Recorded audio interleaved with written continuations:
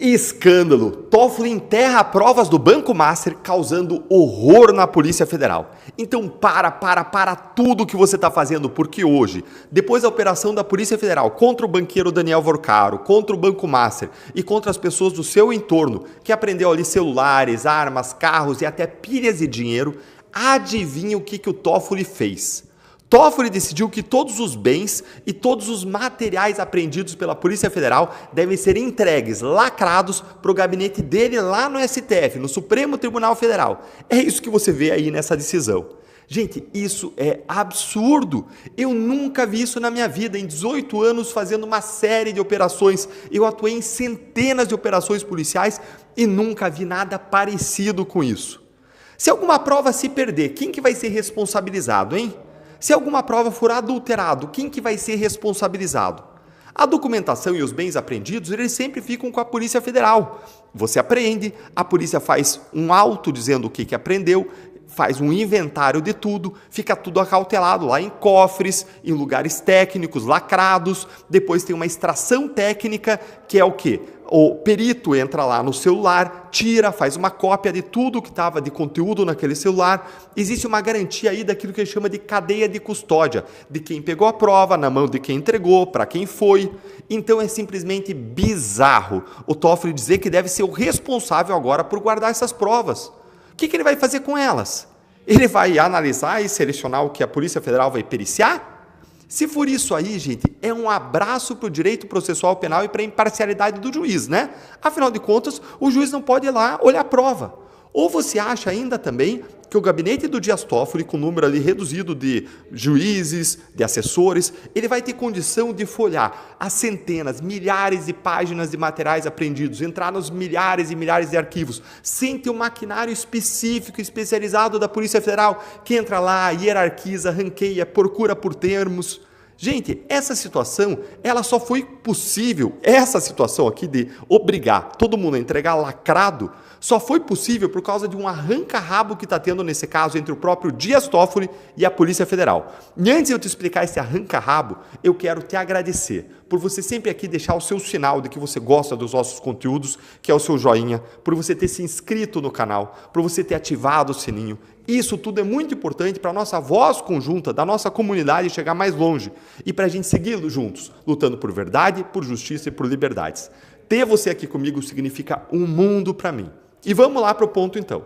O Dias Toffoli autorizou essa operação na semana passada, no dia 7 de janeiro, mas a Polícia Federal entendeu que não tinha condição de fazer essa operação porque ela precisava de informações que só foram obtidas agora, nesta terça-feira dessa semana. Vamos dar uma olhadinha aqui no que os policiais falaram nos bastidores para Malu Gaspar, do jornal Globo.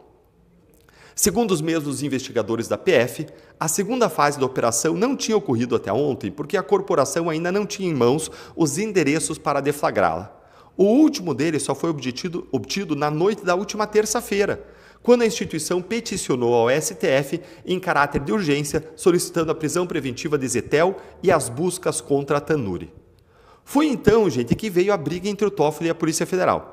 O ministro deu ordem para que a operação fosse realizada em 24 horas, isso a partir do dia 12 de janeiro. Está inspirado aí no Alexandre de Moraes, né? 24 horas, 48 horas.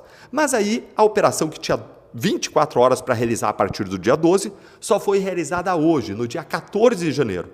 Aí dá uma olhadinha aqui comigo no que o Toffoli disse nessa decisão que foi proferida ontem, ó.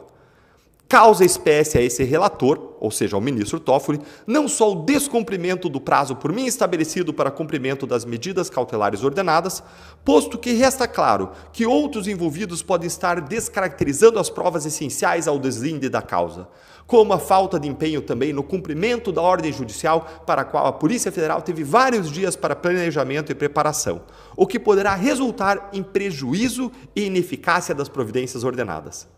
Gente, o que aconteceu foi que na noite do dia 13, a Polícia Federal solicitou uma nova diligência, algo que precisava ser feito, porque entendeu que era necessário.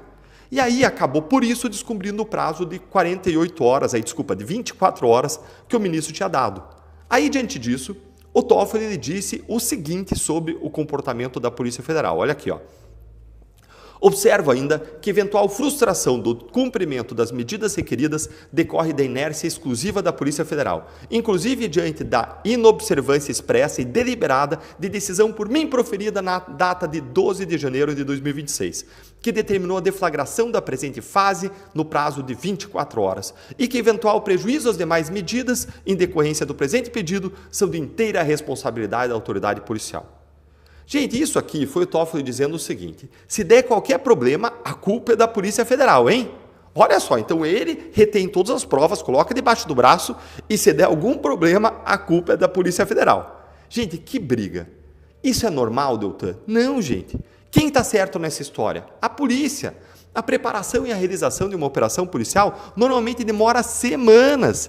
Você precisa levantar todos os endereços do alvo, no caso aí dos alvos, quem mora em mais de uma casa, se tem outros endereços em que possa haver provas, por exemplo, endereços de uma empresa, se tem armas registradas naqueles endereços, ou então que sejam portadas pelos alvos e muito mais. Isso é só para vocês terem uma ideia do tanto de levantamentos que precisam ser feitos. Então o Toffoli dá 24 horas para a realização de uma operação é pedir o impossível, isso aí é assustador.